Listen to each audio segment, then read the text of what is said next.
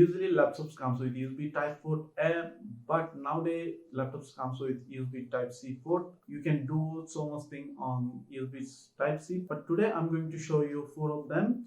So this is Anis Tariq. Welcome back to another video. If you're new in my channel, please consider subscribe and hit the bell icon for my latest update.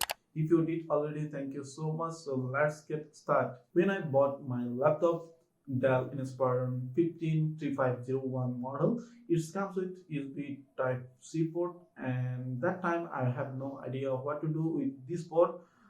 I tried to charging laptop using my phone charger and it didn't work, and I also tried to connect other laptop using USB Type A to Type C port, but it also failed. Then I found 4 things I can do with USB Type C port. So here's I'm showing you. First of all, you can use Type C port as a headphone jack.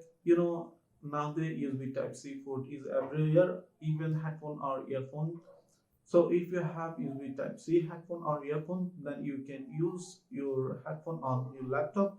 I have no headphone jack, but I have a converter, so I tested, so it sounds great. Secondly, you can charge your smartphone or USB Type C device from laptop using Type C to Type C cable.